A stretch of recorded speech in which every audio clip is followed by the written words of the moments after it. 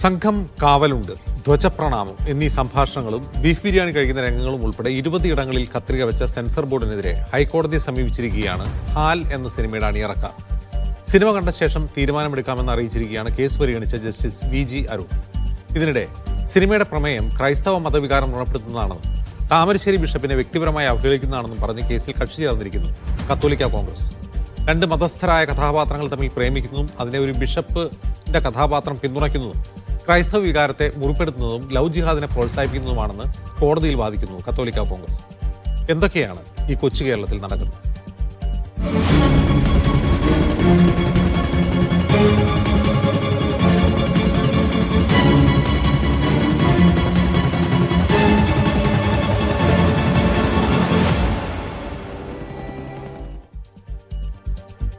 സ്വാഗതം സ്പെഷ്യലിസ്റ്റിലേക്ക്. നമ്മുടെ അതിഥികളായി ഹാൽ സിനിമയുടെ ഡയറക്ടർ റഫീഖ് വീര, രാഷ്ട്രീയ നിരീക്ഷകൻ ദാമോദർ പ്രസാദ്, കെന്നഡി കരിമിങ്കാലയിൽ എന്നിവർ. ആദ്യം റഫീഖിലേക്ക്. റഫീഖ്, ഈ കത്തോലിക്ക കോൺഗ്രസിനെ കക്ഷി ചേർക്കാൻ ഹൈക്കോടതി തീരുമാനിച്ചിട്ടുണ്ട്. ജസ്റ്റിസ് VG അരുൺ സിനിമ കാണും, എന്നിട്ട് തീരുമാനിക്കും സെൻസർ ബോർഡിന്റെ കട്ടുകൾ ന്യായയുക്തമാണോ അല്ലയോ എന്നുള്ളത്. പക്ഷേ നിങ്ങൾ ഇന്നലെ പറഞ്ഞത് കക്ഷി ചേർന്ന് എന്തിനാണെന്നാണ് റഫീഖ് ചോദിച്ചത്. പക്ഷേ കക്ഷി ചേരാൻ ഇന്ന് അനുവദിക്കുകയാണ് നിങ്ങളുടെ കക്ഷി ചെയ്തത്. കത്തോലിക്ക കോൺഗ്രസ് കക്ഷി ചേർന്നോട്ടെ എന്നായിരുന്നു നിങ്ങളുടെ നിലപാട്? ഞങ്ങൾ ആര് കക്ഷി ചെയ്താലും കക്ഷി ചേർന്നാലും ഞങ്ങൾക്ക് ബുദ്ധിമുട്ടില്ല. കക്ഷി ചേരണ്ട എന്ന് പറയുമ്പോൾ അവരെന്തോ മറച്ചു വെച്ച പോലല്ലേ. ഓക്കെ, പക്ഷേ അവരുടെ ഹർജി പരിശോധിക്കുമ്പോൾ റഫീഖ്, കത്തോലിക്ക കോൺഗ്രസ് കൊടുത്ത ഹർജി പരിശോധിക്കുമ്പോൾ വിചിത്രമായ കുറേയധികം കാര്യങ്ങളുണ്ട്. എനിക്ക് സിനിമയുടെ തീം എനിക്കറിയില്ല, ഞാൻ സിനിമ കണ്ടിട്ടില്ല. പക്ഷെ അവർ പറയുന്ന ചില കാര്യങ്ങൾ, അവർക്ക് ചില വിശ്വസനീയമായ സ്രോതസ്സുകളിൽ നിന്ന് ലഭിച്ച കഥ ആണ് എന്ന് പറഞ്ഞിട്ടാണ് അവർ പറയുന്നത്. ആ വിശ്വസനീയമായ സ്രോതസ് അന്ന് ഹർജി പറയുന്നില്ല. എങ്കിലും അവർ പറയുന്ന ഒരു കാര്യം, വളരെ പ്രധാനപ്പെട്ട ഒരു കാര്യം, രണ്ട് കഥാപാത്രങ്ങൾ രണ്ട് വ്യത്യസ്ത മതവിഭാഗങ്ങളിൽപ്പെട്ടവരാണ്, അവർ കല്യാണം കഴിക്കുന്നു. ആ കല്യാണത്തെ താമരശ്ശേരി ബിഷപ്പ് എന്ന ഒരു കഥാപാത്രം പിന്തുണയ്ക്കുന്നു. അത് നിലവിലെ താമരശ്ശേരി ബിഷപ്പ് മാർ റെമിജിയോസ് ഇഞ്ചനാനിയലിന് അപമാനകരമാണെന്നാണ് പറയുന്നത്. മറ്റൊന്ന്, അങ്ങനെ രണ്ട് മതവിഭാഗങ്ങൾ തമ്മിൽ പ്രേമിക്കുന്നത് ലവ് ജിഹാദിനെ പിന്തുണയ്ക്കുന്നതിന് തുല്യമാണ് എന്നും പറയുന്നത് ക്രൈസ്തവ മതവികാരത്തെ വ്രണപ്പെടുത്തുന്നതാണെന്നാണ് വാദം. ഇതിൽ ഒന്നാമത് പറയേണ്ടത് എന്താ വെച്ചാൽ, താമരശ്ശേരി മറ്റേ കത്തോലിക്ക കോൺഗ്രസ് എന്ന ഒരു വിഭാഗമാണ് നമുക്കെതിരെ കേസ് ഇംപ്ലീഡ് ചെയ്തിട്ടുള്ളത്. താമരശ്ശേരി ബിഷപ്പാണ് അതിൽ കൂടെ ഉള്ളത്.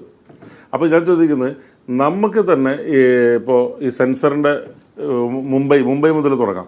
മുംബൈയിൽ 1-ാം തീയതിയാണ് സെൻസറിൻ്റെ പ്രിവ്യൂ നടന്നത്. 1-ാം തീയതി പ്രിവ്യൂ നടന്നിട്ട് എത്ര കട്ടാണോ, എന്താണോ അവരുടെ ഒബ്ജക്ഷൻ, അല്ലെങ്കിൽ എന്താണ് അവരുടെ നോട്ടീസ് എന്നുള്ളത് നമുക്ക് കിട്ടിയിട്ടില്ല. നമുക്ക് കിട്ടുന്നത് 6-ാം തീയതി വൈകുന്നേരം. ഈ 6-ാം തീയതി വൈകുന്നേരത്തിന് ശേഷം 7-ാം തീയതിയാണ് നമുക്കിത് ഏതെങ്കിലും ഒരു പത്രമാധ്യമത്തിൽ ഈ കേസിനെ കുറിച്ചിട്ട് വന്നിട്ടുള്ളത്.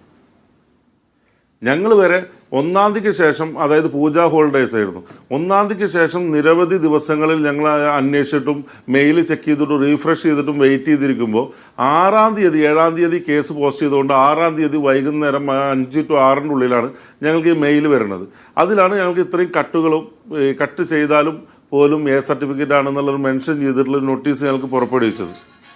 പക്ഷെ ബഹുമാനപ്പെട്ട കോടതിയിൽ കക്ഷി ചേരാൻ വേണ്ടി വന്നിട്ടുള്ള കത്തോലിക്ക കോൺഗ്രസ് അല്ലെങ്കിൽ താമരശ്ശേരി ബിഷപ്പ് ഹൗസിൻ്റെ ഭാഗത്തുനിന്നുണ്ടായത് 3-ാം തീയതി, അതായത് സെപ്റ്റംബർ 1-ാം തീയതി ഞങ്ങൾ പ്രിവ്യൂ കഴിഞ്ഞു.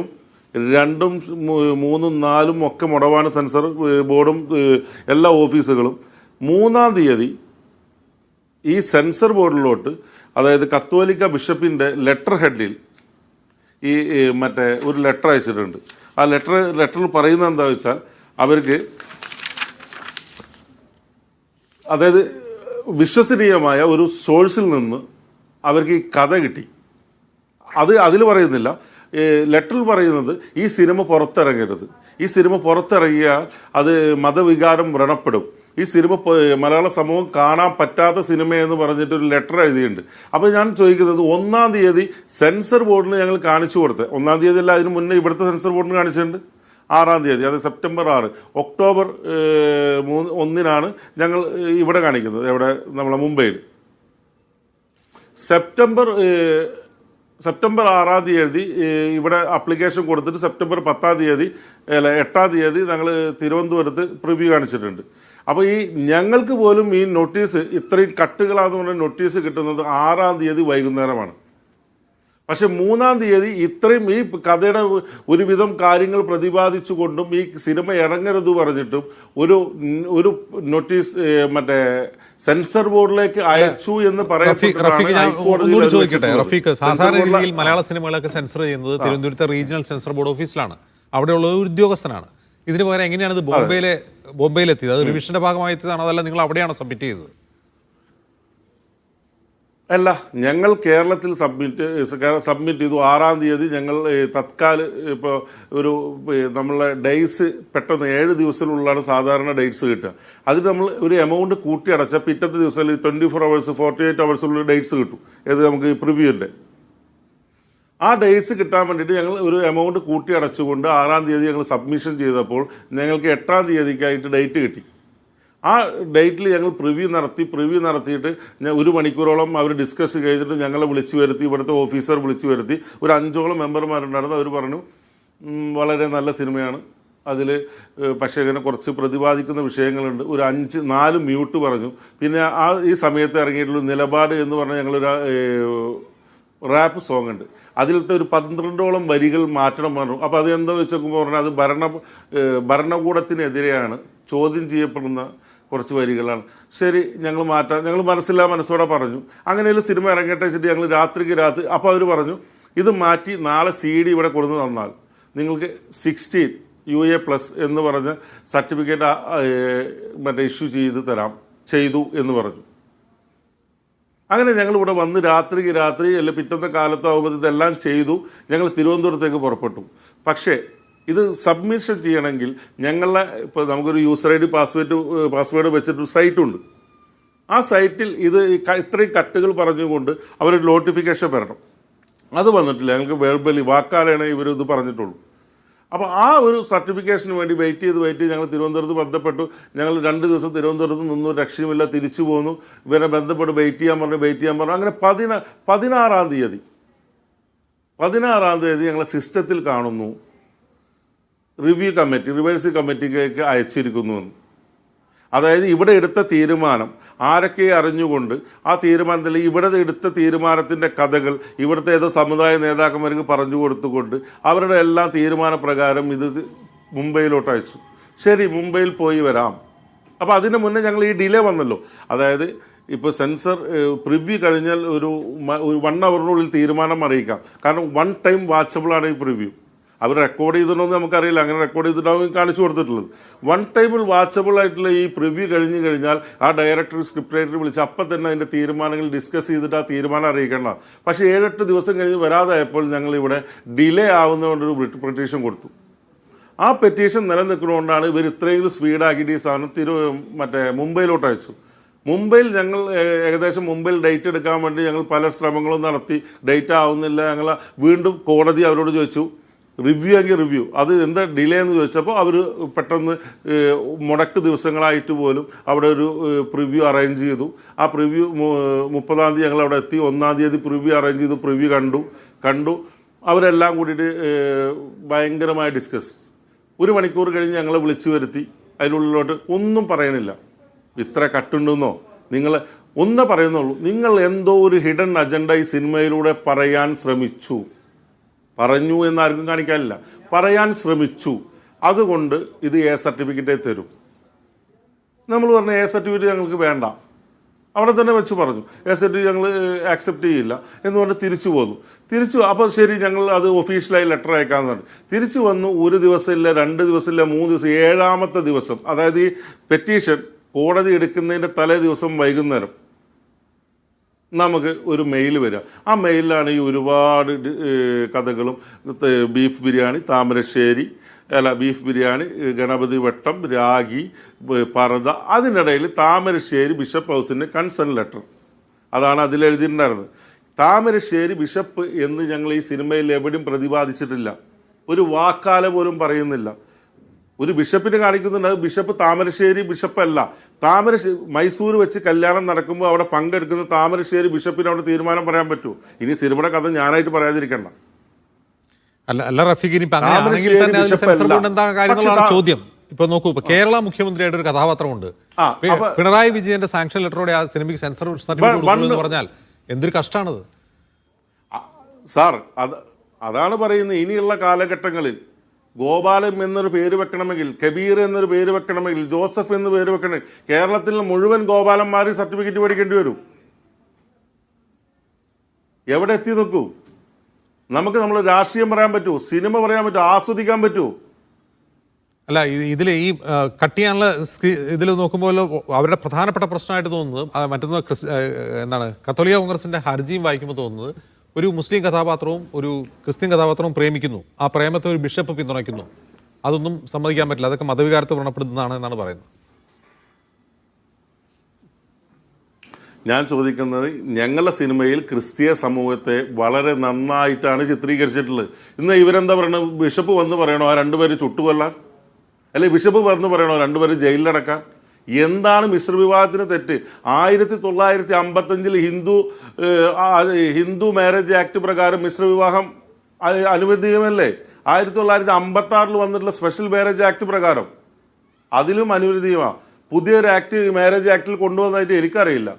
മിശ്രവിവാഹം എതിർത്തുകൊണ്ടുള്ള ഒരു ആക്ട് കൊണ്ടുവന്നതായിട്ട് അറിയില്ല.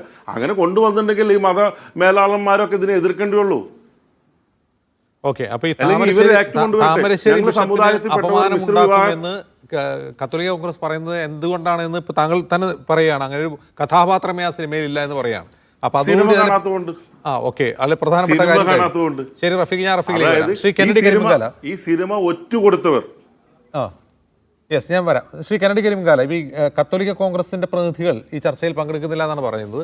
കത്തോലിക്ക കോൺഗ്രസ് എന്ന് പറയുന്നത് കത്തോലിക്ക സഭ തന്നെ നേരിട്ട് രൂപീകരിച്ചിട്ടുള്ള ഒരു സംഘടനയാണെന്നാണ് ഞാൻ അറിയുന്നത്. അങ്ങനെയെങ്കിൽ ഈ പറയുന്ന ഹർജിയുമായി ഹൈക്കോടതിയിൽ എത്തിയത് തീർച്ചയായിട്ടും താമരശ്ശേരി ബിഷപ്പിന്റെ അനുവാദത്തോടെയായിരിക്കും. അദ്ദേഹത്തിന്റെ അനുവാദമില്ലാതെ അദ്ദേഹത്തിന് വേണ്ടി ഒരു അഭിഭാഷകം വാദിക്കില്ലല്ലോ.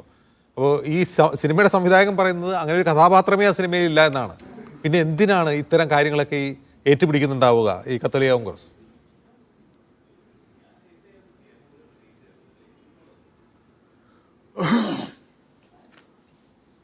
കെന്നഡി, അജിംസെ, കത്തോലിക്ക കോൺഗ്രസ് എന്ന് പറയുന്നത് മൊത്തം കത്തോലിക്കരുടെ അല്ല, സീറോ മലബാർ സഭയുടെ ആത്മാരുടെ ഔദ്യോഗികമായ സംഘടനയാണ്. കേൾക്കാമോ? ഞാൻ പറയുന്നത് കേൾക്കാമോ? കേൾക്കാം, പറഞ്ഞോളൂ കെന്നഡി. ഞാൻ പറയുന്നത് കേൾക്കാമോ? കേൾക്കാം, പറഞ്ഞു. ഞാൻ പറയുന്നത് കേൾക്കാമോ? കേൾക്കാം, കെന്നഡി പറഞ്ഞോളൂ. അജിംസ്, ഞാൻ പറയുന്നത് കേൾക്കും. ഓക്കെ. കത്തോലിക്ക കോൺഗ്രസ് എന്ന് പറയുന്നത് മൊത്തം കത്തോലിക്കരുടെ അല്ല. ഓക്കെ. കത്തോലിക്ക കോൺഗ്രസ് എന്ന് പറയുന്നത് മൊത്തം കത്തോലിക്കരുടെ അല്ല, സീറോ മലബാർ സഭയുടെ അൽമായരെ പ്രതിനിധീകരിക്കുന്ന ഒരു സംഘടനയാണ്, ഔദ്യോഗിക സംഘടനയാണ്. അപ്പോൾ അവരെ നമുക്ക് കുറ്റം പറയാൻ കഴിയില്ല. കാരണം കാലഘട്ടത്തിനനുസരിച്ച് മാറാതെ ഇനി കഴിയില്ല എന്ന് വന്നതോടുകൂടി അവരെ അതിന് നിർബന്ധിതരാക്കിയതാണ്. അവരതിനെ വളരെ ജാഗ്രത പുലർത്തുന്നു. അവർ ഇത്തരം കാര്യങ്ങൾ എങ്ങനെ അറിയുന്നു, എവിടെ വെച്ചറിഞ്ഞു, ആര് മുഖേന അറിഞ്ഞു എന്നൊന്നും നമുക്ക് അക്കാര്യത്തിൽ കൂടുതൽ വലിയ ഇൻവെസ്റ്റിഗേഷനൊന്നും നടത്തേണ്ട ആവശ്യമില്ല. കാരണം ആ സംഘടനയുടെ ചുമതല അതാണ്. സമുദായത്തിന് ദോഷകരമായി വരുന്ന അല്ലെങ്കിൽ സമുദായത്തിനെ ബാധിക്കാൻ സാധ്യത ഉള്ള വിഷയങ്ങളിൽ മുൻകൂട്ടി ഇടപെടാൻ കഴിഞ്ഞാൽ ഞാൻ ആ സംഘടനാ നേതൃത്വത്തെ ഒരു അൽമായൻ എന്നുള്ള നിലയിൽ ഞാൻ അവരെ അഭിനന്ദിക്കുക കൂടി ചെയ്യാണ്. കാരണം ചരിത്രത്തിൽ ആദ്യമായിട്ടാണ് അങ്ങനെ ഞങ്ങളുടെ അൽമായ സംഘടന ഒരു മുഴം മുന്നേ നീങ്ങുന്നത് കാണുന്നത്. സന്തോഷമുണ്ട്. കാരണം കാലഘട്ടത്തിനനുസരണമായിട്ട് അത് നീങ്ങണം. കാരണം ഇപ്പൊ ഈ സംവിധായകന്റെ ഒരു ഇന്റർവ്യൂ ഞാൻ നേരത്തെ കണ്ടിരുന്നു. അദ്ദേഹം പറയുന്നുണ്ടായിരുന്നു, അതായത് അദ്ദേഹത്തിന്റെ സംസാരത്തിലൊക്കെ എന്തോ ഒരു ചില കാര്യങ്ങൾ ഒളിച്ചു കിടത്താനുള്ള ഒരു വ്യഗ്രത അദ്ദേഹത്തിന്റെ തന്നെ വാക്കുകളിൽ അത് വന്നു. ആ വ്യഗ്രത ഇല്ലേ എന്ന് സംശയം. കാരണം അദ്ദേഹം പറയുന്നത് എന്താണ് പറയുന്നത്, ഞങ്ങൾ വെറുതെ ഒരു ബീഫ് കഴിച്ചു, ഞങ്ങൾ വെറുതെ ഒരു ഗണപതി വട്ടം, ഞങ്ങൾ വെറുതെ ഒരു ധ്വജപ്രണാമം, അങ്ങനെ വെറുതെ കെന്നഡി, അത് എന്തെങ്കിലും ഉദ്ദേശിച്ച് തന്നെയാണെങ്കിൽ എന്താണ് കെന്നഡി കരിമ്പുകാല? അത് ആ സംവിധായകൻ നമ്മുടെ കൂടെ ഇരിക്കുന്നുണ്ട്. കെന്നഡി കരിമ്പുകാല അദ്ദേഹം എന്തെങ്കിലും ഉദ്ദേശിച്ച് തന്നെയാണെന്നിരിക്കട്ടെ, എന്തെങ്കിലും ഉദ്ദേശിച്ച് തന്നെ ധ്വജപ്രണാമെന്നോ ഒരു ബീഫ് ബിരിയാണി കഴിക്കുന്ന രംഗമുണ്ടെന്നോ വച്ചാൽ എന്താ കുഴപ്പം?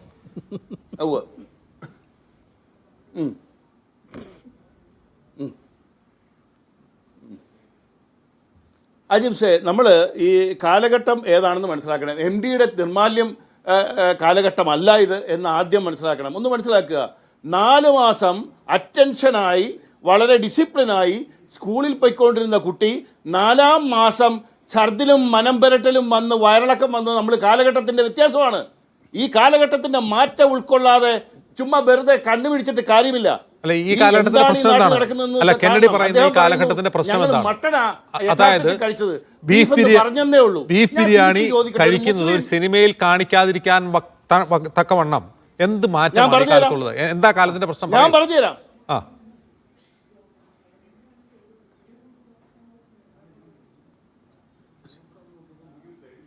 അജിത് സാർ, ഞാൻ പറഞ്ഞുതരാം. ഒരു മുസ്ലിം ഇതിവൃത്തത്തിലുള്ള ഒരു സിനിമയാണെന്നിരിക്കട്ടെ, ഇദ്ദേഹം പറഞ്ഞു ഞങ്ങൾ മട്ടനാണ് കഴിച്ചത് എന്നിട്ട് ബീഫ് എന്ന് പറഞ്ഞതേ ഉള്ളൂ. ഒരു മുസ്ലിം ഇതിവൃത്തത്തിലുള്ള ചിത്രത്തിൽ ഇവർ മട്ടൻ കഴിച്ചിട്ട് ഞങ്ങൾ കഴിച്ചത് പോർക്കാണെന്ന് പറഞ്ഞാൽ ഇദ്ദേഹത്തിന്റെ വലത് കൈയും ഇടത് കാലും പിറ്റേന്ന് കാണില്ല. ഞാൻ ചോദിക്കുന്നതല്ല. ഇനി ഒരു മുസ്ലിം കഥാപാത്രം, ഒരു നിമിഷം, ഒരു മുസ്ലിം കഥാപാത്രം, ഒരു മുസ്ലിം കഥാപാത്രം ഇനി പോർക്ക് കഴിക്കുന്ന ഒരു സീൻ ഒരു സിനിമയിൽ ഉണ്ടെന്നിരിക്കട്ടെ, എന്താ സംഭവിക്കും? ഇവിടെ എത്രയോ മുസ്ലിം കഥാപാത്രങ്ങൾ, മദ്യപിക്കുന്ന കഥാപാത്രങ്ങൾ എത്രയോ സിനിമകൾ വന്നിട്ടുണ്ട്. ഇവിടെ എന്തെങ്കിലും ഉണ്ടായോ? നിങ്ങൾ എന്ത് പറഞ്ഞാണ് ഈ ആളുകളെ ഭയപ്പെടുത്തുന്നത്?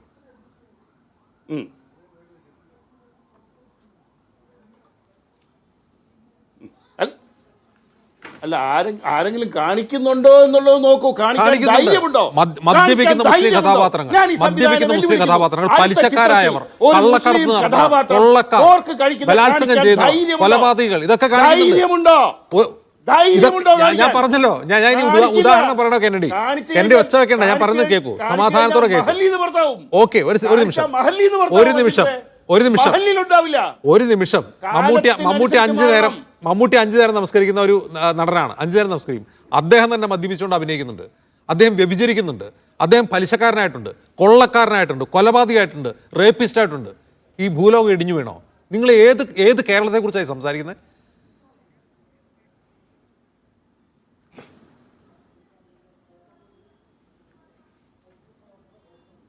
അല്ല നോക്കൂ, അജിംസ് ഒറ്റപ്പെട്ട ഒരു മമ്മൂട്ടിയുടെ പേര് പറയുമ്പോ പക്ഷേ ഇസ്ലാമിക നിയമം നിലവിലുള്ള ഈ കേരളത്തിൽ മുസ്ലിം മതവിശ്വാസികളായിട്ടുള്ള നടന്മാർ ചെയ്തിട്ടുള്ള കഥാപാത്രങ്ങൾ ഞാൻ എണ്ണി പറയാം. കെന്നഡിക്ക് കേൾക്കണോ? എന്നിട്ട് ഇവിടെ എന്തെങ്കിലും സംഭവിച്ചോ? അവരാരെങ്കിലും ബഹിഷ്കരിച്ചോ?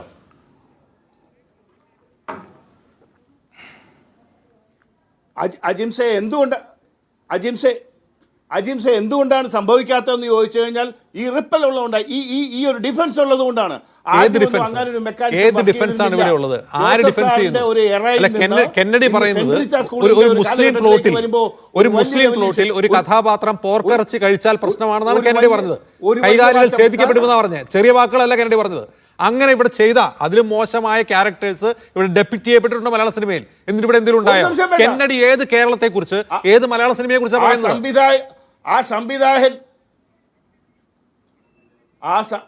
ഞാൻ പറയുന്നു, ഈ കേരളത്തിൽ ഇപ്പം നടക്കുന്ന കാലഘട്ടത്തിൽ തന്നെയാ സെന്റ് റീത്താസ് സ്കൂളിൽ നടന്നത് എന്താണെന്ന് കെന്നഡി പറഞ്ഞു. നമ്മൾ സിനിമയെ കുറിച്ച് സംസാരിക്കാം, കെന്നഡി പറഞ്ഞ പോയിന്റിലാണ് ഞാൻ പറയുന്നത്. കെന്നഡി പറയുന്നത് ഒരു മുസ്ലിം ക്യാരക്ടറിനെ ഒരു മുസ്ലിം പ്ലോട്ടിൽ ഇത്തരം കാര്യങ്ങൾ സമ്മതിക്കുമോ എന്നാണ്. ഞാൻ അപ്പൊ ഉദാഹരണം പറഞ്ഞു. കെന്നഡിക്ക് ഒരു ഉദാഹരണം പറ. അങ്ങനെയൊക്കെ ക്യാരക്ടർ ചെയ്തിട്ട് ഇവിടെ എന്ത് സംഭവിച്ചു പറ.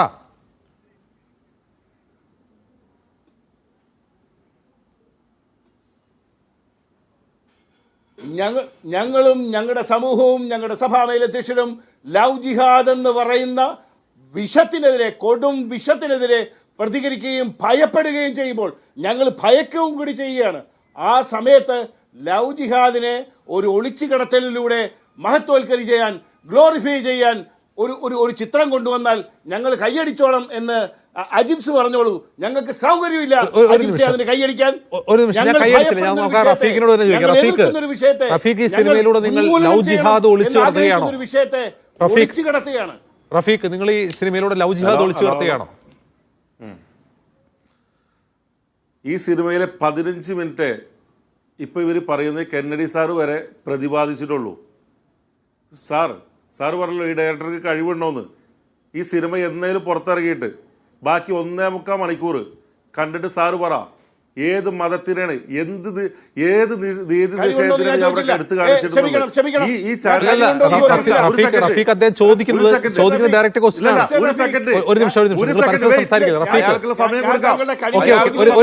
റഫീഖ്, കെന്നഡി ചോദിക്കുന്ന ചോദ്യം നിങ്ങൾ ഇതിലൂടെ ലവ് ജിഹാദ് ഒളിച്ചു കടത്തുകയാണോ എന്നാണ്. You are ഒരു smart സെക്കൻഡ് enough. ഒരു സെക്കൻഡ് ശരി. ഒരു സെക്കൻഡ് ഞാൻ enough. പറഞ്ഞു ഓക്കെ ഓക്കെ റഫീഖ് പറയും. ഈ സിനിമയിലെ ഈ സിനിമയിലെ 15 മിനിറ്റല്ല ഈ സിനിമയുടെ കഥാതന്തു. ഈ സിനിമയിൽ ഇദ്ദേഹം പരാമർശിച്ച് പല പരിപാടികളും ഇതിൽ വന്നിട്ടുണ്ട്. ഈ സിനിമയിൽ ആര് പരോക്ഷമായിട്ട് ഞങ്ങൾ മറ്റേ പുറത്ത് കൊണ്ടുവന്നിട്ടുണ്ടോ? അത് ഒരിക്കലും ക്രിസ്തീയ സമൂഹമല്ല. ഇവരൊക്കെ വിവരമില്ലാതെ, ഇവർക്ക് പൊതുസമൂഹത്തിൽ വിവരമില്ലാതെ ഈ സിനിമയുടെ വിവരമില്ലാതെ സംസാരിക്കുകയാണ്. You accepted the truth. ശരി, സിനിമ കാണാതെ ചർച്ച ചെയ്യരുത് എന്നാണ് അദ്ദേഹം പറയുന്നത്. അതായത് ഒരിക്കലും ലവ് ജിഹാദ് ഞങ്ങൾ പ്രൊമോട്ട് ചെയ്തിട്ടില്ല. നിങ്ങൾ മനസ്സിലാക്കണം, മതാടിസ്ഥാനത്തിൽ ഈ കേരളത്തിൽ മതന്മാരുടെ കണക്കെടുത്തിട്ട് വേണം നിങ്ങൾ ഇവിടെ വന്നിരിക്കാൻ. ഞങ്ങളല്ല, ഒരു മുസ്ലിം സമൂഹമായല്ല, ഒരു ക്രിസ്ത്യൻ സമൂഹമായാലും ഹിന്ദു സമൂഹം, ഞങ്ങൾ ഒരാളിന് വെള്ളം പൂശാൻ വന്നതല്ല, ഒരാളും വ്യക്തിഹത്യ ചെയ്യാൻ വന്നതല്ല. നിങ്ങൾ മനസ്സിലാക്കണം, ഈ തമിഴ്നാട്ടിലൊക്കെ മുരുകൻ നിക്കോളാസ്, മുരുകൻ ജെയിംസ് എന്നൊക്കെ പേര് വന്നത് ലവ് ജിഹാദ് കൊണ്ടല്ല. ആ വിഷയത്തിലോട്ട് കടക്കേണ്ട, ആ വിഷയം നമുക്ക് മാറ്റി നിർത്താം. എനിക്ക് എന്റെ സിനിമ സംസാരിച്ചാൽ മതി. എന്റെ സിനിമയിൽ ലവ് ജിഹാദിനെ ഞാൻ ഇൻജക്ട് ചെയ്തിട്ടില്ല. എന്റെ സിനിമ നിങ്ങൾ കാണൂ, നിങ്ങൾ കണ്ടിട്ട് ഒരു ഷോ നടത്താൻ അനുവദിത്താ. ആ ഒരു ഷോ കഴിഞ്ഞിട്ട് നിങ്ങൾ ഫുട്ടേജ് ആയിട്ട് ഹൈക്കോടതി വന്നിട്ട് ശിക്ഷിക്കൂ. ഞാൻ നേരിടാൻ തയ്യാറാ. അതല്ലാതെ ഇവിടുന്ന് കേട്ട ന്യൂസ് വെച്ചിട്ട് ഇതിൽ ലവ് ജിഹാദ് കടത്താൻ ശ്രമിച്ചെന്ന് പറഞ്ഞാൽ ഒരിക്കലുമല്ല. പിന്നെ മതിലുമേൽ പെയിന്റ് അടിച്ചിട്ട് പള്ളിയുടെ മതിലുമേൽ എഴുതിയാൽ പോരാ. സ്നേഹം കർത്താവിന് ഇഷ്ടമുള്ള കാര്യമാണ്. സ്നേഹം ബഹുമാനിക്കണം. നമ്മൾ ഒരിക്കലും ഒരു മതത്തിൽ പോയി സ്നേഹിക്കാൻ ഈ സിനിമ പറഞ്ഞിട്ടില്ല.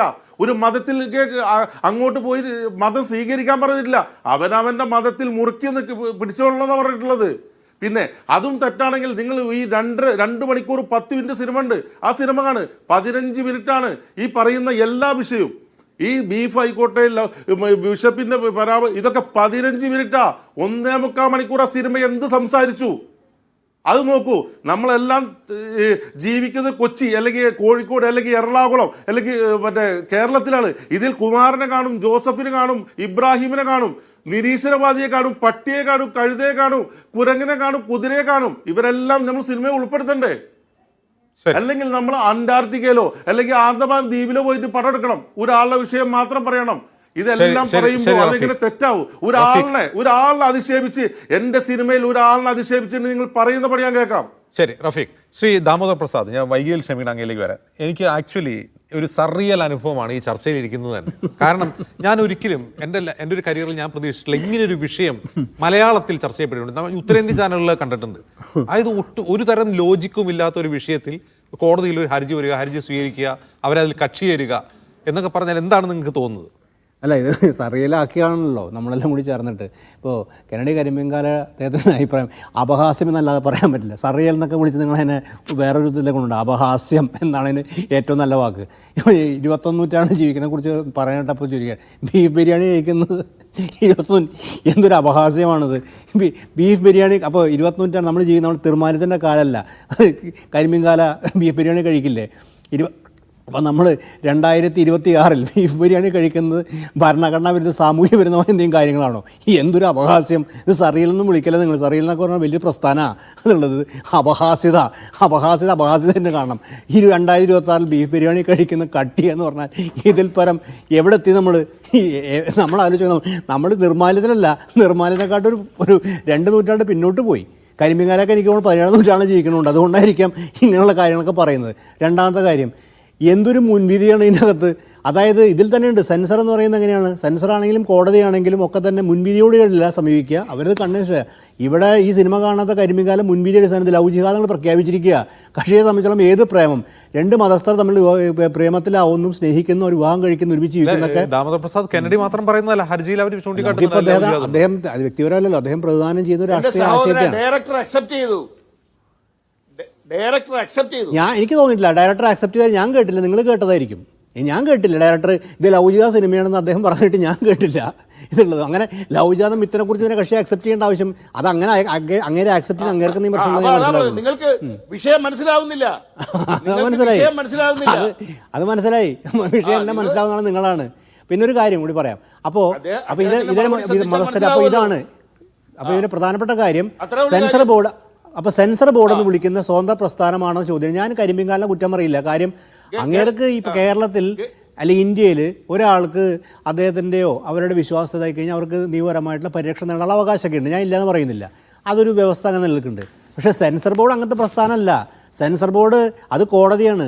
ഇവരുടെ ഒരു കത്തോലിക്ക കോൺഗ്രസിൻ്റെയോ അല്ലെങ്കിൽ ആരുടെയും ഒരു പരാതി മേടിച്ച് പരിഗണിക്കേണ്ട സ്ഥാപനമല്ല സെൻസർ ബോർഡ്. സെൻസർ ബോർഡ് അവിടെ ഇരിക്കുന്ന സിനിമ പരിഗണിക്കാൻ വേണ്ടിയാണ്. അതിൽ ഈ പറഞ്ഞ കട്ടുകൾ, ഞാൻ ഈ പറഞ്ഞ കട്ടുകളെ കേൾക്കുന്നത് നമ്മൾ ജാനകിയുടെ കാര്യത്തിൽ കണ്ടതാണ്. എന്തൊരു അപഹാസ്യമാണ്. ആ അപഹാസ്യം തുടരാണ്. എന്തുകൊണ്ട് ഈ അപഹാസ്യം തുടരുമെന്ന് പറയുന്ന സമയത്താണ് നമ്മുടെ ലോക വ്യവസ്ഥ അങ്ങനെ മാറിക്കഴിഞ്ഞിരിക്കുന്നു. കാര്യം ഇതുപോലുള്ള ആശയങ്ങൾ ഒരു 5-6 നൂറ്റാണ്ട് പഴക്കമുള്ള അങ്ങനെ അത്രയും മാത്രം ദുഷിച്ചതും വളരെ പിന്തിരിപ്പനും പ്രതിലോമകരമായിട്ടുള്ള ആശയങ്ങളുടെ ലോകത്താണ് നമ്മൾ ജീവിക്കുന്നുള്ള വസ്തുത. അല്ലാണ്ട് നമ്മുടെ നിങ്ങൾ ഈ പുതിയ കാലം എന്ന് പറയുന്നില്ല, ആ കാലം എന്നല്ല. ഇതൊക്കെ വളരെ ചെറുപ്പക്കാർ യുവാക്കളൊക്കെ വളരെ മുന്നോട്ട് പോയ കാലമാണ്. ഇത് കഴിഞ്ഞ 2 നൂറ്റാണ്ട് മുമ്പ് പോയി നിൽക്കരുത് ചെയ്തിട്ട് അങ്ങനെ ആ കാലത്ത് നിൽക്കുന്ന ഒരു സെൻസർ ബോർഡാണ്. മനസ്സിലായി. ജാനകിയിൽ കണ്ടതാണ്. ഇന്ന് വേറെ സംഭവം കൂടി ഇങ്ങോട്ട് പറയാം. സന്തോഷം എന്ന് പറഞ്ഞ സിനിമ, അതായത് സന്ധ്യ സൂര്യയുടെ ഷഹന ഗോസ്വാമി അഭിനയിക്കുന്ന സന്തോഷ് എന്ന് പറയുന്ന സിനിമ. സന്തോഷ് എന്ന സിനിമ ബ്രിട്ടീഷ് ഫിലിം ഇൻസ്റ്റിറ്റ്യൂട്ടിന് അവാർഡ് കിട്ടിയ കോ പ്രൊഡക്ഷനാണ്. അത് സെൻസർ അനുവദിച്ചില്ല സിനിമ. എന്താണ് ആ സിനിമ? അതിനെക്കുറിച്ച് ഞാൻ റിവ്യൂ ചെയ്തിട്ടുണ്ട് ഇടത്തിൽ. ആ സിനിമ എന്താണ്? ആ സിനിമ എന്ന് പറയുന്നത് ഉത്തരേന്ത്യയിലെ ഒരു ജാതി കൊലപാതകമായി ബന്ധപ്പെട്ടുള്ള അന്വേഷണമാണ് ആ സിനിമ. അതിൻ്റെ വിഷയത്തിനെ മുകളിൽ അതിനകത്ത് പോലീസ് ഇൻവെസ്റ്റിഗേഷൻ. അതിൽ ആത്യന്തികമായി അതിൻ്റെ അകത്ത് ഒരു മുസ്ലിം ചെറുപ്പക്കാരനെ ടോർച്ചർ ചെയ്ത് കൊല്ലുകയാണ് അതിൻ്റെ പുറത്ത് കുറ്റാരോപിച്ച്. അവസാനമാണ് ആരാണ് അതിൽ കൊലയപ്പെടുന്ന, ആരാണത് കൊന്നതെന്നുള്ള പിന്നീട് എന്തൊക്കെ തെളിയുന്നുണ്ട്. അപ്പോൾ അതാണ് സിനിമ. ആ സിനിമയ്ക്ക് സെൻസർ അനുവാദം കൊടുത്തില്ല. ബ്രിട്ടീഷ് ഫിലിം ഇൻസ്റ്റിറ്റ്യൂട്ട് അവാർഡ് കിട്ടിയതാണ്. അത് ലയൺസ് ഗേറ്റ് പ്ലേ എന്ന OTT വരേണ്ട സിനിമയാണ്. ഒക്ടോബർ 17-ാം തീയതി, അതായത് ഇന്നലെ ലയൺസ് ഗേറ്റ് പ്ലേയിൽ അത് റിലീസ് ചെയ്യണമാണ്. റിലീസ് ചെയ്യാൻ സെൻസർ അനുവദിച്ചിട്ടില്ല.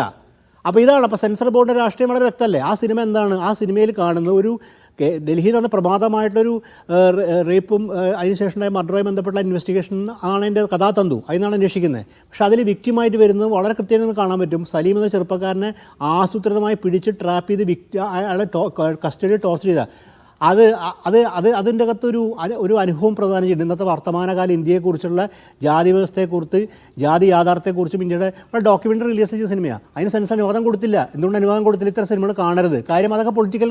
അതേപോലെ തന്നെയാണ് ഇവിടെ എന്താണ് നേരെ മറിച്ച് സംഭവിക്കുന്നത്. ഇവിടെ ഒരു മിഥ്യ ഉണ്ടാക്കി. ഈ ഒരു മിഥ്യാധാരണത്തിൻ്റെ അടിസ്ഥാനത്തിലാണോ? മാത്രമല്ല, നിയമപരമായിട്ടുള്ള ഔജിഹാദ് ഇല്ല എന്ന് കോടതി പറഞ്ഞിട്ടുള്ള കാര്യമാണ്. കോടതി പറഞ്ഞ കാര്യം കരിമികാലാണോ? കേരളത്തിലെ ഈ ലോകത്തെയും തീരുമാനിക്കുന്ന ആൾ കോടതിയുടെ അപ്പുറം നല്ല വരുന്നു. കോടതിയുടെ അപ്പുറമൊന്നല്ലോ ഈ ജസ്റ്റിസ് പരിഗണിക്കുമ്പോൾ ഈ കാര്യം മനസ്സിലാണ്. ഒരു കോടതി തീരുമാനിച്ച വിഷയൻ്റെ പുറത്തുണ്ട്. എന്നിട്ട് ഇവർ കുറേ മിത്തുകൾ ഉണ്ടാക്കുക. എന്നിട്ട് ഇവർ മിത്ത് ഉണ്ടാക്കുന്നതിനാ ഇവരൊക്കെ ഫണ്ടഡാണ്. ഇവരൊക്കെ ഫണ്ട് മേടിച്ച് ഒരു മിത്തുണ്ടായി പ്രചരിപ്പിക്കാൻ എൻ്റെ അഭിപ്രായം. ഇതിന് നമ്മൾ നിഷ്കളങ്കായി കാണരുത്. ഇതൊക്കെ ആസൂത്രിതമായിട്ട് ഫണ്ട് പറ്റി ചെയ്യുന്ന ഏർപ്പാടുകളാണ്. എന്നിട്ട് ഒരു സിനിമ, ഈ ആൾക്കാർ സിനിമയുടെ വിലയിരുത്തട്ടെ. സിനിമ കണ്ട് സ്വതന്ത്രമായി വിലയിരുത്താൻ കേരളത്തിൽ എല്ലാവരും ബുദ്ധിയില്ലാത്ത മനുഷ്യന്മാരെന്നല്ല, വളരെ ബുദ്ധികളും വിവേകങ്ങളുടെ സമൂഹം കേരളത്തിലുണ്ട്. അവർക്ക് സിനിമ കണ്ട എന്താ സിനിമ മനസ്സിലാവും. അവർക്ക് ആ സിനിമ വിമർശനാത്മക വിലയിരുത്തുള്ള കഴിവുള്ള ആൾക്കാർ. നിങ്ങളുടെ ഇതൊന്നും വേണ്ട. അപ്പോൾ അങ്ങനെ ആ വിലയിരുത്തുള്ള അവസരം കൊടുക്കുക. അപ്പോൾ 2 നൂറ്റാണ്ട് പോയി പ്രതിലോമനായ ജീവിതം നയിക്കുന്ന ആൾക്കാർ അത് കാണാതിരിക്കുക. അതാണ് വരെ. ഈ രണ്ടാമത്തെ കാര്യം, കേരള സ്റ്റഡി അനുവദിച്ചുവല്ലോ. അത് മലയാളികളെ മുഴുവൻ അവമാനിച്ച സിനിമയല്ലേ. ഇല്ലാത്തൊരു വ്യാജ കഥ പറഞ്ഞ സിനിമയല്ലേ. മലയാളികളെ അവമാനിച്ച് അത് സെൻസർ കിട്ട് കേരളത്തിൽ മുഴുവൻ കാണിച്ചല്ലോ. കേരളത്തിൽ മുഴുവൻ പ്രശ്നം ആരും എതിർത്തോ? അതിന് എതിർപ്പ് മലയാളികൾക്ക് എതിർപ്പുണ്ടായിരുന്നു. ഒരു സമൂഹത്തിൽ ഒരു കേരളത്തിലെ ഒരു ഏതെങ്കിലും മതവിഭാഗത്തിനില്ല. മലയാളികൾക്ക് എതിർപ്പ് സിനിമയായിരുന്നു കേരള സ്റ്റോറിക്കാരും കേരളത്തെ അവമാനിച്ചത്, നമ്മുടെ സ്വന്തം നാടിനെ അവമാനിച്ചത്. ഒരു ആത്മാഭിമാനമുള്ള മലയാളിയെ സംബന്ധിച്ചോളം അതിൽ പരം നാണക്കേടില്ല. നമ്മൾ ഒരു മലയാളി അന്തസ്സ് ഉയർത്തി നമുക്ക് വലിയൊരു മഹത്തായ ചരിത്രമുണ്ട് കേരളത്തിൽ. അത് കരിമീൻകാലക്കാരനല്ല, നവോത്ഥാനം വലിയ ചരിത്രമുണ്ട്. വലിയ മിശ്രവാദത്തിൻ്റെ ആണെങ്കിൽ വലിയ പുരോഗമനമായ ചരിത്രമുണ്ട്. അത് ക്രൈസ്തവ സമൂഹം ഉൾക്കൊള്ളുന്ന ചരിത്രമാണ്. നമ്മൾ ആലോചിച്ച് നോക്കണം. കാര്യം മിശ്രവാദം എല്ലാ സമൂഹത്തിലും നടന്നിട്ടുണ്ട്. അത് പുതിയ കാര്യമൊന്നുമല്ല.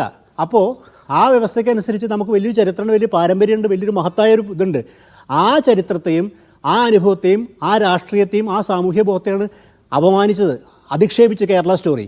ഇവിടെ ആരെയും നമ്മൾ പ്രതിഷേധിച്ചു എങ്ങനെയാണെന്നറിയോ? നമ്മൾ കാണാൻ പോയില്ല. സിനിമ കേരളത്തിൽ ഓടിയ മറ്റു സ്ഥലങ്ങൾ കൂടി ഉണ്ടാവും.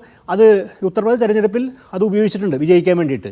പക്ഷേ എനിക്കറിയില്ല, കരിമീൻകാരെ പോയി കണ്ട് വിജയിപ്പിച്ചു എനിക്കല്ല. എന്തായാലും കേരളത്തിൽ വിജയിച്ചില്ല. കാര്യം ആരും കാണാൻ പോയില്ല. കാര്യം സാമാന്യ ബുദ്ധി വിവേകമുള്ള മനുഷ്യന് കാണേണ്ട ആവശ്യമില്ല.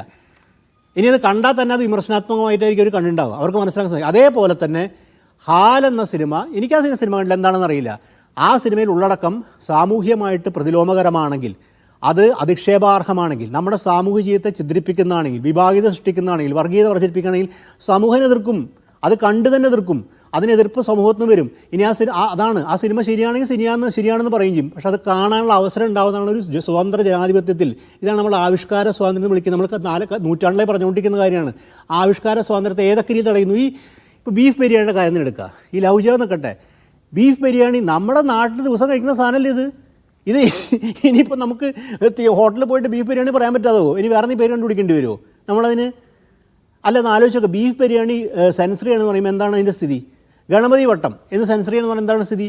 എന്താണ് അർത്ഥമാക്കുന്നത്? അതുപോലെ എനിക്ക് ബാക്കി 17 കട്ട് എന്താണെന്ന് എനിക്കറിയില്ല. എന്തായാലും 17 കട്ടൊക്കെ ഈ നിലയ്ക്കാണ് അസംബന്ധമായ കാര്യം. ജാനകി എന്ന സിനിമ കേരളത്തിൽ കാണിക്കാൻ ജാനകി സിനിമ ആ പേര് റിലീസ് ചെയ്യാൻ പാടില്ല എന്ന് ശരിയാണ് കരിമികാല പറഞ്ഞ കാര്യം.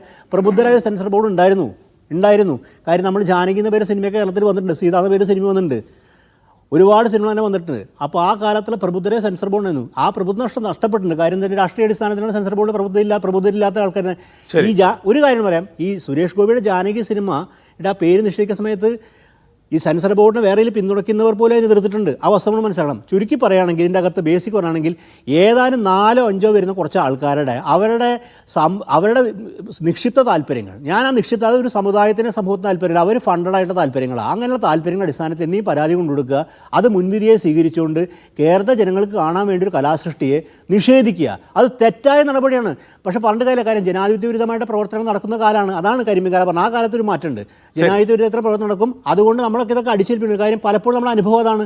ഈ സന്തോഷ സിനിമ മറ്റൊരു ഉദാഹരണമാണ്. നോക്കൂ, ഇപ്പോൾ Janaki versus state of Kerala എന്ന സിനിമയ്ക്കുണ്ടായ അനുഭവം ഓർക്കുക. ഒരു ഭരണകൂടത്തിന്റെ ഭാഗമായി നിൽക്കുന്ന MP ആയ കേന്ദ്രമന്ത്രിയായ ആളുടെ സിനിമയാണെന്ന്, അദ്ദേഹം നായകനായിട്ട് അഭിനയിച്ച സിനിമയാണ്. ആ സിനിമയിൽ നിന്ന് പോലും ആ സിനിമ കോടതി വിളിച്ചു വരുത്തി കാണുന്നു, എന്നിട്ട് കട്ട് നിർദ്ദേശിക്കുന്നു, പേര് മാറ്റാൻ പറയുന്നു. അത്രയും ഇൻഫ്ലുവൻഷ്യൽ ആയിട്ടുള്ള ഒരാൾ അഭിനയിച്ച സിനിമയ്ക്ക് പോലും സെൻസർ ബോർഡ് സ്വീകരിക്കുന്ന സമീപനം അങ്ങനെയാണ്.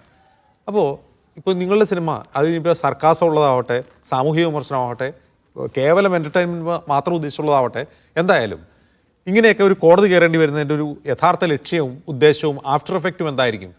ഇനി ആരും വളരെ നിരുപദ്രവകരമായ പ്രൊപ്പഗൻഡ മൂവികൾ വേണി ഉണ്ടായിക്കോളൂ, ഭരണകൂടത്തെ പുകഴ്ത്തുന്ന മൂവികൾ ഉണ്ടായിക്കോളൂ. അങ്ങനെ ഒരു മെസ്സേജ് മറ്റുള്ളവർ കൊടുക്കുകയാണോ ഇതിൻ്റെ ലക്ഷ്യം?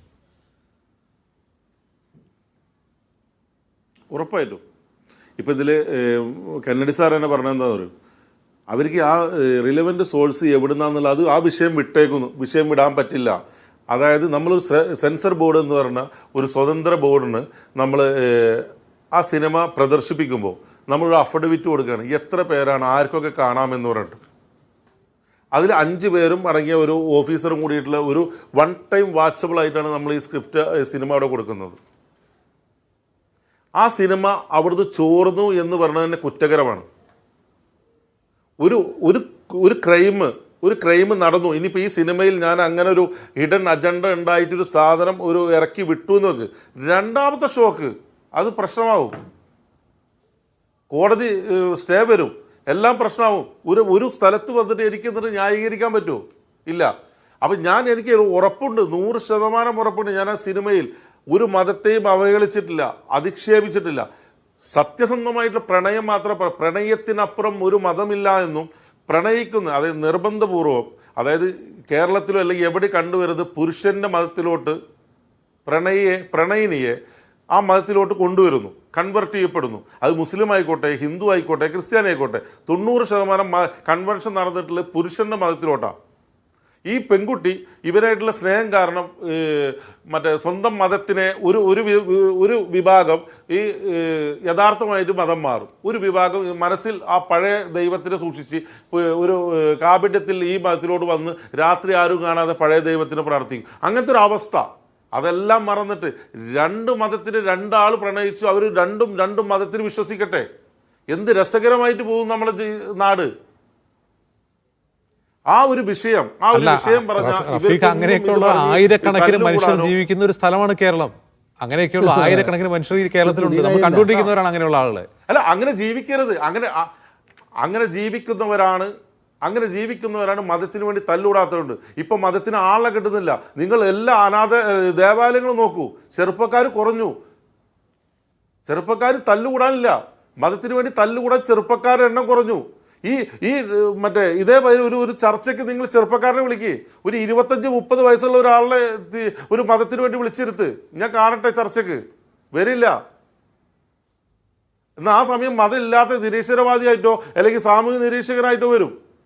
ഞാൻ പറഞ്ഞു വരുന്നത്, ഈ സിനിമ ആർക്ക് ഒറ്റുകൊടുത്താലും അത് ഫസ്റ്റ് ക്രൈമാണ്.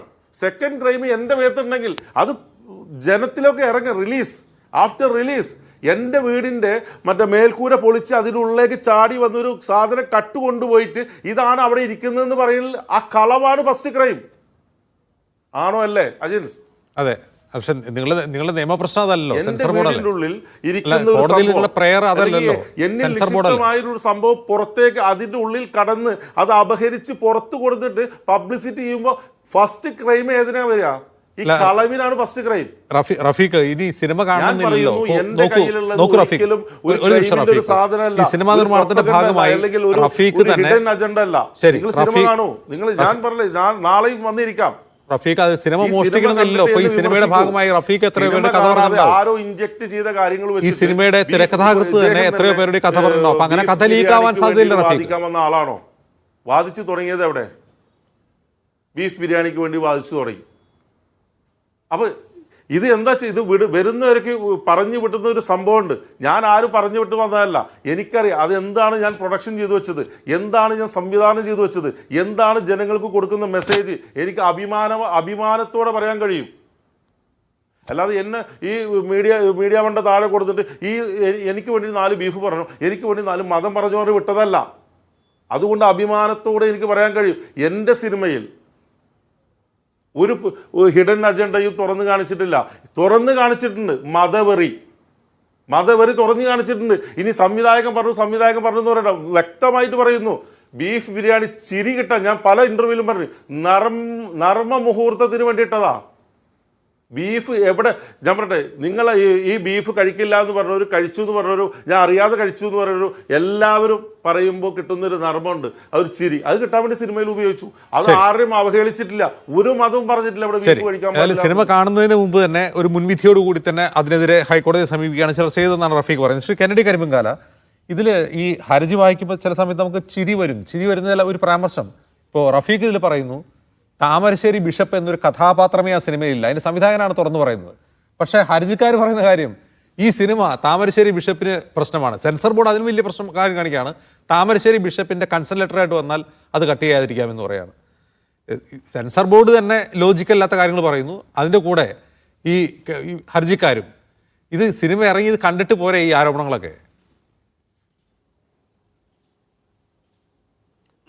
അജിംസെ, എനിക്ക് റഫീഖ് എന്ന കലാകാരനോട് സത്യത്തിൽ എനിക്ക് സഹതാപം തോന്നുന്നുണ്ട്. കാരണം അദ്ദേഹം നിവൃത്തിയില്ലാതെ ആ ചിത്രത്തിൻ്റെ ചില പോയിന്റുകൾ വെളിയിൽ പറയേണ്ട അവസ്ഥ വരുന്നതൊക്കെ പരിതാപകരം തന്നെയാണ്. ഞാൻ അതിനൊന്നും അങ്ങനെ പിന്തുണയ്ക്കുന്ന ആളല്ല. അത്തരത്തിലൊരു അവസ്ഥ വരുന്നത് കഷ്ടം തന്നെയാണ്. പക്ഷേ മിസ്റ്റർ റഫീഖ് മനസ്സിലാക്കണം, നമ്മൾ 3 പേരിരിക്കുന്ന ഈ ഒരു പാനലിൽ തന്നെ എനിക്ക് എൻ്റെ മുന്നിൽ മോണിറ്ററോ ടി-വിയോ ഇല്ലാത്തതുകൊണ്ട് എനിക്ക് മൂന്നാമത്തെ ആളെ എനിക്ക് കണ്ടുകൂടാ.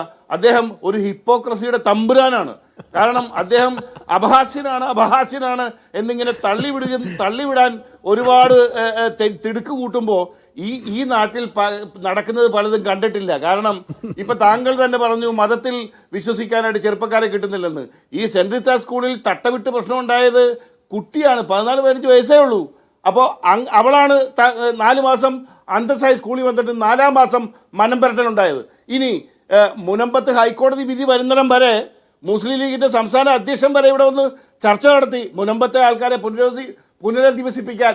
ഇതൊന്നും കാണാത്ത തമ്പുരാനായിരിക്കുന്നത്. ഇനി ഒക്ടോബർ 7-ന് 1200ഓളം പേരെ ഹമാസ് കൊന്നത് ഇദ്ദേഹം കണ്ടിട്ടേ ഇല്ല. അല്ല, കെന്നഡി കേരളത്തിൽ നേരെ ഗസയിലെത്തി. ഗസയിലേക്ക് എന്തുകൊണ്ട് പോകുന്നില്ല എന്നാണ് ഞാൻ വിചാരിച്ചുകൊണ്ടിരുന്നത്. ഈ കൊച്ചു കേരളം കേരളക്കാർക്ക് വേണ്ടി എടുത്ത പടം എനിക്ക് അറിയില്ല ഭായി. അല്ല, കെന്നഡി എന്തുകൊണ്ട് ഗസയിൽ എത്തിയില്ല എന്ന് ആലോചിക്കുക. മിസ്റ്റർ കെന്നഡി ആരുടെ കൂട്ടത്തിലെ കൂട്ടുന്നത്? ആരാ നിങ്ങൾ ആരാ? നിങ്ങൾ ആദ്യം മെൻഷൻ ചെയ്യൂ, നിങ്ങൾ ആരാ? പ്രതിപാദിച്ച നിങ്ങൾ ആരാ? നിങ്ങൾ ആരാ? സാറോട് എല്ലാ ബഹുമാനത്തോടും ചോദിക്കട്ടെ, ഒരു സംവിധായകൻ വ്യക്തമാകാഞ്ഞിട്ടല്ല, താങ്കളും ഹിപ്പോക്രസിയുടെ ഭാഗം എന്നെനിക്ക് പറയേണ്ടോ? കാരണം ഞാൻ പറഞ്ഞെന്തറിയോ, ഈ നിങ്ങളാരാ? ഞാൻ വിമർശിച്ച കൂട്ടത്തിലാണോ നിങ്ങൾ? നിങ്ങളാരാ? ഈ നിങ്ങൾ സാർ പറഞ്ഞു തരട്ടെ, നിങ്ങളാരാ? സാറിന് വിട്ടുണ്ടല്ലോ ഒരു കൂട്ടത്തിൽ സാറിനെ സാറിന് ഇങ്ങോട്ട് പറഞ്ഞു വിട്ടവർ പറഞ്ഞല്ലോ ആ കൂട്ടത്തിൽ പെട്ടവരാണെന്ന്. ആ നിങ്ങൾ ആരാന്ന് കൂട്ടം സാർ പറഞ്ഞതാ, എന്നിട്ട് അടുത്ത് തുടങ്ങിയാൽ മതി. എന്റെ കൂട്ടം സാർ ഇപ്പൊ തീരുമാനിച്ചല്ലോ. ഇത്ര നേരം ഞാൻ സാറിനോട് സാറിന്റെ കൂട്ടം എന്ന് പറഞ്ഞിട്ടില്ല.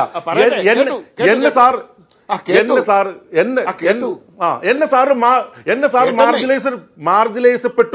പെടുത്തി. അപ്പൊ ഈ പൊതുസമൂഹത്തിന് മുന്നിൽ സാർ എന്നെ മാർജിനലൈസ്പ്പെടുത്തുമ്പോൾ എന്റെ വിഭാഗം എന്താണെന്ന് അറിയാനുള്ള ഉത്തരവാദിത്വം, അതിനുള്ള മറ്റേ ഒരു സ്വാതന്ത്ര്യം എനിക്കുണ്ട്. ഞാൻ ഇവിടെ നിങ്ങളെ മുന്നിൽ ചർച്ചയ്ക്ക് ഇരിക്കുമ്പോൾ നിങ്ങൾ എന്ന് പറഞ്ഞ് എന്നെ അഭിസംബോധന ചെയ്യുമ്പോൾ ആ നിങ്ങൾ ആരാ എന്നാ ഞാൻ പറഞ്ഞുതരാം. ബാക്കി കെന്നഡി മറുപടി. അല്ല, ഞാൻ പറയട്ടെ, ഈ ചർച്ചയിലടക്കം വന്നിരുന്ന് സെൻസർ ബോർഡിനെയും സെൻസർ ബോർഡ് മെമ്പേഴ്സിനെയും ഒക്കെ സംശയത്തിന്റെ മുനയിൽ നിർത്തുന്ന റഫീഖിനോട് സംശയത്തിന് മുന്നിൽ നിർത്തി എന്താ കെന്നഡി കുഴപ്പം? സെൻസർ ബോർഡ് എന്ന് പറഞ്ഞാൽ കോടതിയല്ല. സെൻസർ ബോർഡിന് സംശയത്തിന് മുന്നിൽ നിർത്തി എന്താ കുഴപ്പം?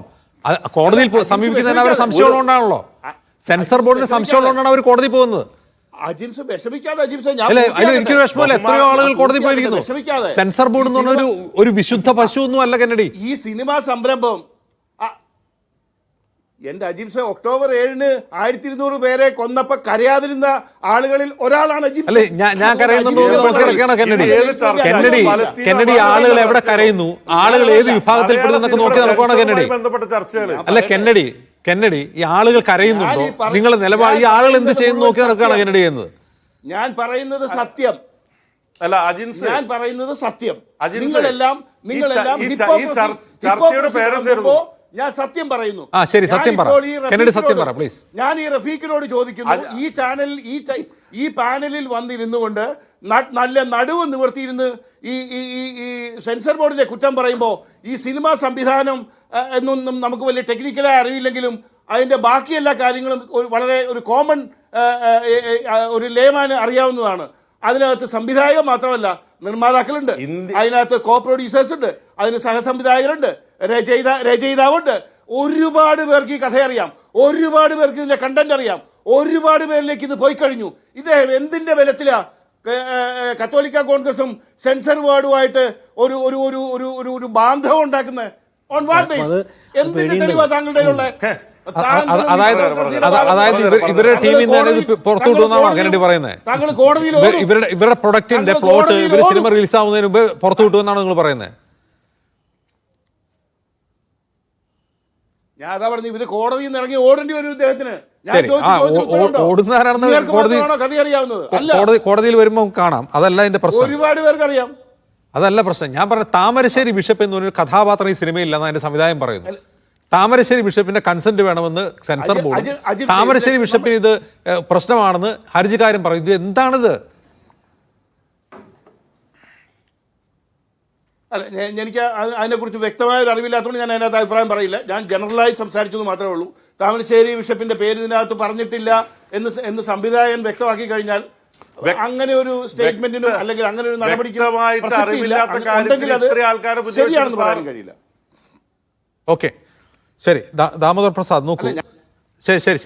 ഇനി അതിൽ തർക്കമില്ല. കാരണം വെച്ചാൽ കോടതി തീരുമാനിക്കട്ടെ എന്ന് പറയാനുള്ളൂ. കോടതി കണ്ടിട്ട് കോടതി ഇതിനോട് എങ്ങനെ പ്രതികരിക്കും എന്നുള്ളത് അർത്ഥമാണ് പ്രശ്നം. ദാമോദർ പ്രസാദ്, ഇതിങ്ങനെ തുടർച്ചയായി ഇത്തരം സംഭവങ്ങൾ സെൻസർ ബോർഡിൽ നിന്നുണ്ടാകുന്നു.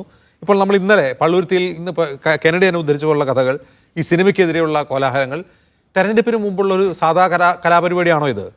ദാമോദർ പ്രസാദ്, നമുക്ക് ഈ ജാനകിയൻ സ്റ്റേറ്റ് ഓഫ് കേരള എന്ന വിവാദ സമയം ഉണ്ടായ സമയത്ത് തന്നെ BJPയുടെ തന്നെ പല നേതാക്കളും ഞാൻ പറഞ്ഞു കേട്ടിരുന്നു, ഈ സെൻസർ ബോർഡ് നിങ്ങളുടെ ഇവിടെയൊക്കെ ചർച്ചയ്ക്ക് വരുന്ന, എനിക്ക് തോന്നുന്നു ഷാവപ്രസാദാണ് ഇവിടെ പറഞ്ഞാൽ കേട്ടത്, ഈ സെൻസർ ബോർഡ് പ്രസ്താവന തന്നെ അവസാനിപ്പിക്കേണ്ട സമയം കഴിഞ്ഞു. കാര്യം ഒരു ജനാധിപത്യ സമൂഹത്തിൽ സെൻസർ ബോർഡ് പ്രസ്താവന ഒരു അസംബന്ധമാണ്.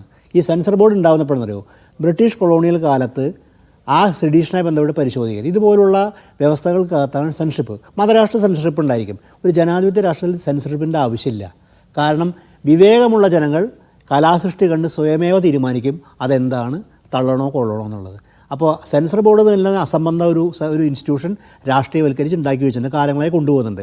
പക്ഷേ കുറേയൊക്കെ ജനാധിപത്യവൽക്കരിച്ചുകൊണ്ടും അതിൽ നല്ല ആൾക്കാർ പങ്കെടുത്തുകൊണ്ട് കുറേയൊക്കെ സിനിമയിൽ മാറ്റം വരുത്തിയ കാലഘട്ടം. ഇപ്പോൾ M. ഗോവിന്ദനെ പോലെ ഒരാൾ സെൻസർ ബോർഡ് ഉണ്ടായിരുന്നു, നമുക്കറിയാം. അങ്ങനെയൊക്കെ മാറ്റുന്നത്. പക്ഷേ ഇന്ന് അതല്ല.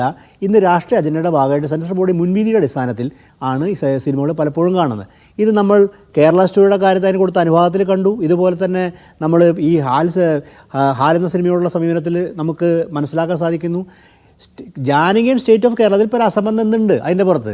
എന്തുകൊണ്ടാണ് ഈ അപഹാസ്യത എന്ന് പറയുന്നത്? ഞാൻ അദ്ദേഹത്തെ വ്യക്തിപരമായ വിഷയമില്ല. കാര്യം ആ ആശയം അദ്ദേഹം വ്യക്തിപരമായിട്ട് വളരെ ആശയസമ്പന്നമായ മനുഷ്യരായിരിക്കും. പക്ഷേ അദ്ദേഹം പ്രദാനം ചെയ്യുന്ന ആശയത്തിൻ്റെ ഒരു അടിസ്ഥാനം എന്താണെന്നുള്ളതാണ് കാര്യം. അദ്ദേഹം എന്ന് പറയുന്നത് സത്യം എന്നുള്ളത്. സത്യത്തെ നമ്മൾ മനസ്സിലാക്കുന്ന വിദ്വേഷം എന്നാണ്. നിങ്ങൾ പറയും മറ്റേ ഹിപ്പോക്രസി എന്ന് ഞങ്ങൾ ജനാധിപത്യം എന്നും സത്യം എന്ന് വിദ്വേഷം പ്രചരിപ്പിക്കുക. തനിക്ക് കുറേ മുൻവിധികളുണ്ട്, സാമൂഹിക ജീവിതത്തെക്കുറിച്ച് കുറേ മുൻവിധിയുണ്ട്. ആ മുൻവിധി മറ്റുള്ള സമൂഹത്തിൽ അടിച്ചേൽപ്പിക്കുക. ആ സമീപനത്തെയാണ് വിദ്വേഷം എന്ന് നമ്മളിന്ന് പൊതുവിൽ വിളിക്കുന്നത്. വിദ്വേഷം നിയമപരമായി തെറ്റാണ്. ഭരണഘടനയുടെ ആർട്ടിക്കിൾ 19(1) ഉപവകുപ്പ് അനുസരിച്ചിട്ട് അത് പ്രചരിപ്പിക്കുന്നത് നിയമവിരുദ്ധമാണ്. അപ്പോൾ നിയമവിരുദ്ധമായ കാര്യമാണ് ഈ സമൂഹത്തിൽ സ്പർദ്ധ ഉണ്ടാക്കുന്ന വിധത്തിൽ, ഈ മതസമൂഹം തമ്മിലുള്ള ഭിന്നത ഉണ്ടാക്കുന്ന വിധത്തിൽ കാര്യങ്ങൾ പ്രചരിപ്പിക്കുന്നത്. രണ്ടാമതായിട്ടൊരു കാര്യം ഞാൻ ആലോചിക്കുക, ഈ നമ്മളിപ്പോൾ പഴയ സിനിമകളൊക്കെ തന്നെ നമ്മുടെ യൂട്യൂബിൽ കണ്ടതൊക്കെ ഇനി സെൻസർ ചെയ്യേണ്ട. ഉദാഹരണത്തിന് സുലൈമാൻ ഹനുമാൻ എന്ന് പറഞ്ഞിട്ട് നമ്മുടെ കുതിരവൺ പപ്പുവിന് പ്രസിദ്ധമായ ഡയലോഗ്, ഇനിയിപ്പോൾ അതൊക്കെ സെൻസർ ചെയ്യേണ്ടി വരുമല്ലോ. സുലൈമാൻ അല്ല ഹനുമാൻ എന്നുള്ളത് അത് സെൻസർ ചെയ്യേണ്ടി വരുമല്ലോ. അതൊക്കെ കേട്ട് കേരളത്തിലെ ആൾക്കാർ ആർത്ത് ചിരിച്ചില്ലേ? പണ്ട് മാമുക്കോയ ഏത് സിനിമയിലേക്ക് പറഞ്ഞു, അന്ന് ഒരു പ്രധാനപ്പെട്ട പ്രസ്ഥാനത്തിന് നേതൃത്വത്തിലുണ്ടായിരുന്ന അദ്ദേഹത്തിൻ്റെ പേരങ്ങനത്തെ ആയിരുന്നു. അന്ന് തെറ്റിച്ചിട്ട് എനിക്ക് പണിക്കച്ചോര കുടിക്കുന്നതുകൊണ്ടാണ് മറ്റേ സന്മനസ്സുള്ള സമാധാനത്തിൽ മാമുക്കോയ ഇറങ്ങണത്. അത് കേട്ട് കേരളം ഇന്നും ആൾക്കാർ ആർത്തിരിക്കുന്നു. ഇതൊക്കെ ഭയങ്കരമായിരിക്കുമല്ലോ. പണിക്കച്ചോര കുടിക്കുക എന്ന് പറഞ്ഞാൽ എന്തായിരിക്കും എൻ്റെ അർത്ഥം? അതൊക്കെ ഇന്നത്തെ വ്യാഖ്യാനം. ഇപ്പോൾ കരിമ്പിങ്കാല വ്യാഖ്യാനിക്കുക, അല്ലെങ്കിൽ കരിമ്പിങ്കാല പ്രധാനം ചെയ്യുന്ന അദ്ദേഹം പ്രധാന ആശയത്തിൻ്റെ ആൾക്കാർ വ്യാഖ്യാനിക്കാൻ തുടങ്ങിയാൽ അതൊക്കെ സെൻസർ ചെയ്യേണ്ടി വരുമല്ലോ. അപ്പോൾ ഈ അസംബന്ധ നാടകം ജനങ്ങളുടെ പുറത്ത് കെട്ടിയേൽപ്പിക്കുന്നതിന് ഒരു ലക്ഷ്യമുണ്ട്. ആ ലക്ഷ്യം എന്ന് പറയുന്നത് സമൂഹത്തെ ഭിന്നിപ്പിക്കുകയാണ്. ആ ഭിന്നിപ്പിക്കൽ നിന്ന് ചോര കുടിക്കുകയാണ്. ആ ചോര കുടിക്കുന്ന സ്വയം ശക്തി വർദ്ധിപ്പിക്കാനുള്ള ശ്രമത്തിൻ്റെ ഭാഗമായി നടന്നുകൊണ്ടിരിക്കുന്ന പ്രകൃതിയാണ്. അതെന്തുകൊണ്ട് തന്നെ തിരസ്കരിക്കപ്പെടേണ്ടതാണെന്നുള്ളതാണ് നമ്മളെ സംബന്ധിച്ച് നമ്മൾ കണ്ടെത്തിയ, അത് സത്യമാണെന്നുള്ള കാര്യം പ്രധാനമായിട്ടും നമ്മുടെ രാഷ്ട്രീയ വിവേകം അതായിരിക്കണം. ഇവിടെ വേറൊരു കാര്യം കൂടി, സെൻസർ ബോർഡ് എന്ന് വിളിക്കുന്ന ഒരു ഓട്ടോണമസ് സംവിധാനം സിനിമ കണ്ട് സെൻസർ ബോർഡ് സംബന്ധ പ്രക്രിയ ആണെങ്കിലും സിനിമയ്ക്ക് അതിൽ നിർദ്ദേശം കൊടുക്കാം. പക്ഷേ ഇവരിപ്പോൾ ബീഫ് ബിരിയാണി കട്ട് ചെയ്യണമെന്ന് പറയുന്നതാണ് നമ്മൾ കേട്ടൊരു വാർത്ത. എന്തെങ്കിലും ന്യായമുണ്ടോ അദ്ദേഹത്തിന്? ഞാൻ കരിമ്പിങ്കാല അദ്ദേഹം പ്രധാന ആശയത്തോട് ചോദിക്കുകയാണ്, ബീഫ് ബിരിയാണി എന്ന് പറയുന്ന വാക്ക് തമാശയാണെന്ന്, നിറമ അല്ലെങ്കിൽ നിറമ ഇനി എന്താണ്, ഏത് രൂപത്തിലാണെങ്കിൽ ഒന്നാണ് അത് സെൻസർ ചെയ്യണമെന്ന് എന്തെങ്കിലും യുക്തിയുണ്ടോ അതിൻ്റെ അകത്ത്? എന്ത് യുക്തി അതിൻ്റെ അകത്ത് ഉണ്ടാവുക? എനിക്ക് മനസ്സിലാണെന്ന് വിശദീകരിച്ച്, അപ്പോൾ ആ യുക്തി തന്നെയല്ലേ മറ്റു സ്ഥലങ്ങളും വ്യാപിപ്പിച്ചിട്ടുണ്ടാവുക. പിന്നെ എല്ലാ പ്രണയങ്ങളും നിങ്ങൾ എല്ലാ രീതിയിലും വ്യാഖ്യാനിക്കാൻ തുടങ്ങിയാൽ ഈ കേരള സമൂഹം ഒരു സമൂഹം നിലനിൽക്കില്ല. മിശ്രവാഹം പുതിയൊരു കാര്യമൊന്നുമല്ല കേരളത്തിൽ. എല്ലാ സമൂഹത്തിലും മിശ്രവാഹിതരുണ്ട്. അങ്ങനെ തുടങ്ങി എവിടെ തുടങ്ങേണ്ടി വരും ഇത്? അപ്പോൾ ഇത്തരം അബ്സർഡിറ്റികളും തമാശകളും ഒക്കെ വളരെ സീരിയസ് ആയ ഹർജികളായി കോടതിയിൽ വരികയും കോടതി അത് പരിഗണിക്കുകയും അത്തരക്കാരെ കക്ഷി ചേർക്കുകയും ചെയ്യുന്ന ഒരു കാലഘട്ടത്തിലാണ് നമ്മൾ. അബ്സർഡിറ്റിയുടെ പിന്നിൽ ഒരു അജണ്ടയുണ്ട്. ഇപ്പോൾ കരിമ്പിങ്കാല അദ്ദേഹം ചിലപ്പോൾ ശുദ്ധഗതിയിൽ ഒരു കാര്യം പ്രചരിപ്പിക്കുക അല്ലെങ്കിൽ, പക്ഷേ അതിൻ്റെ പിന്നിൽ ഒരു അജണ്ടയുണ്ട്. ആ അജണ്ട എന്ന് പറയുന്നത് രാഷ്ട്രീയ അജണ്ടയാണ്. ആ രാഷ്ട്രീയ അജണ്ട സമൂഹത്തെ ഭിന്നിപ്പിച്ചുകൊണ്ട് അതിൻ്റെ അകത്ത് ഒരു പുതിയ രാഷ്ട്രീയം ഉണ്ടാക്കാനുള്ള അജണ്ടയാണ്. ആ അജണ്ട നമ്മൾ സംശയത്തോട് കാണണം. ആ അജണ്ടയാണ് വ്യാപിപ്പിക്കുന്നത്. കേരളം എക്കാലത്തും ചെറുത്തുന്നൊരു അജണ്ടയാണത്. ആ അജണ്ട കേരളത്തിൽ കൂടി വ്യാപിപ്പിക്കാനുള്ള ശ്രമമാണ് നടന്നുകൊണ്ടിരിക്കുന്നത്. അതിൽ കക്ഷി ചേരുന്ന തരത്തിൽ ഈ സെൻസർ ബോർഡിലേക്ക് ഈ സിനിമയ്ക്ക് അതിൽ കക്ഷി ചേരുകയല്ല, ആ രാഷ്ട്രീയത്തിന്, ആ വിദ്വേഷ രാഷ്ട്രീയത്തിലാണ് കക്ഷി ചേരുന്നത്. അതിനെയാണ് നമ്മൾ സംശയത്തോടെ കാണാൻ ആ രാഷ്ട്രീയത്തിന് ചെറുക്കേണ്ടത്. അത് ജനാധിപത്യത്തിന് ആവശ്യമാണ്, കേരള സമൂഹത്തിന് ആവശ്യമാണ്. കേരളത്തിൽ നമ്മുടെ സമൂഹം വളരെ സൗഹാർദ്ദത്തോടെ ജീവിക്കുകയാണ്. ഈ അകൽച്ച, സമുദായങ്ങൾ തമ്മിൽ അകൽച്ച വളരെ വർദ്ധിപ്പിക്കാൻ ശ്രമാസൂത്രമായി നടക്കുന്നുണ്ട്. അതാണ് ഏറ്റവും, അതെല്ലാ സമരം പല ആൾക്കാർക്ക് അതിൽ പങ്കുണ്ട്. അത് ഒരു ഭാഗത്ത് മാത്രം എല്ലാ സമുദായത്തിൽപ്പെട്ട ആൾക്കാരും ഇതിൽ പങ്കുവഹിക്കുന്നുണ്ട്. എല്ലാ സമുദായപ്പെട്ട ആൾക്കാരും ഈ സമൂഹങ്ങൾ തമ്മിൽ അകൽച്ചയിൽ പങ്കുവഹിക്കുന്നുണ്ട്. പരമാവധി അകൽച്ചയിൽ ഉണ്ടാക്കുക. അതിൽ ഒരാൾ മാത്രം ഉത്തരവാദില്ല, എല്ലാവരും ഉത്തരവാദികളാണ് അതിൻ്റെ അകത്ത്. പക്ഷേ നമുക്ക് അതിൻ്റെ അപ്പുറത്തേക്ക് ചിന്തിക്കാൻ സാധിക്കേണ്ടതാണ്. അത്ര സാധിക്കാൻ ഈ ഒരുപക്ഷെ ഇത്തരപോലെ സിനിമകൾ സാധ്യമാക്കി തരും. അവിടെയാണ് അതിൻ്റെ പുറത്തും കൊണ്ട് കത്തിവെക്കുന്നത്. ശരി, നന്ദി ദാമോദർ പ്രസാദ്. കെന്നഡി കരിമ്പിങ്കാല, ശ്രീ റഫീഖ്.